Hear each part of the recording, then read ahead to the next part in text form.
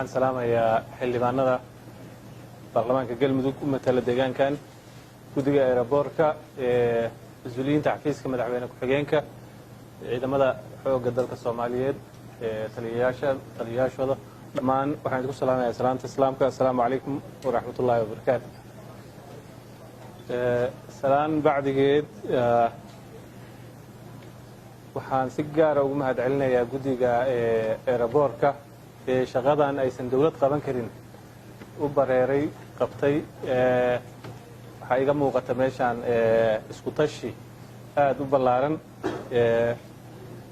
annagu maamul curdan oo hadda dhismay baan nahay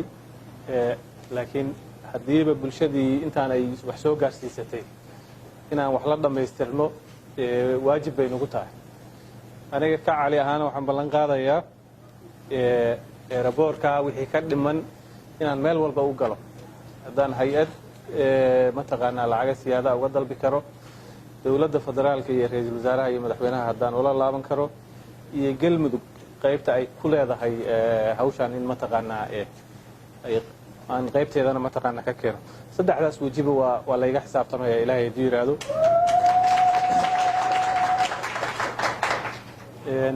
bilowgii hore ee aeroboorkan waxaan ku jiray aniga dhalinyaradii waagaas qurbaha lacagaha ka soo aruurin jiray bilowgiisii hore waxaan filayaa toban sano ka hor ku dhawaad bay ahayd 2012 8 sano ka hor marka bilowgiisii hore aan ogaa markii dhexe la weyneeyeyna waan ogaa hadda oo la ballaarinayana hawshiisii waa ku jiray ilaa hadda inta aan ka qabtay warqad ka socota dowladda galmudug oo aeroboorkan ka hadlaysa waxaan u dirnay wasaaradda federaalka wasiir Omar oo asaguna rabay in meelo kale uu u sii diro intuu warqad kale ku sii lifaaqo horta warqadda waa noo maqan tahay qodobka labaad wasiir Omar oo daraad wada hadlaynay isaga iyo ra-iisul wasaaraha iyo intii kale oo hawshan ka qayb qaadan kartaa isku maqan ayagana kulli wixii kaalin ah way ka qaadanayaan hay-ado badan oo raba galmudug inay wax ka qabtaan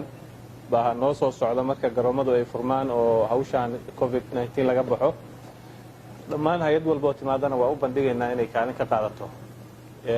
dhismaha aeroboorka marka mar labaad iyo mar saddexaad waa idinkaga mahadcelinaya dadaalkiina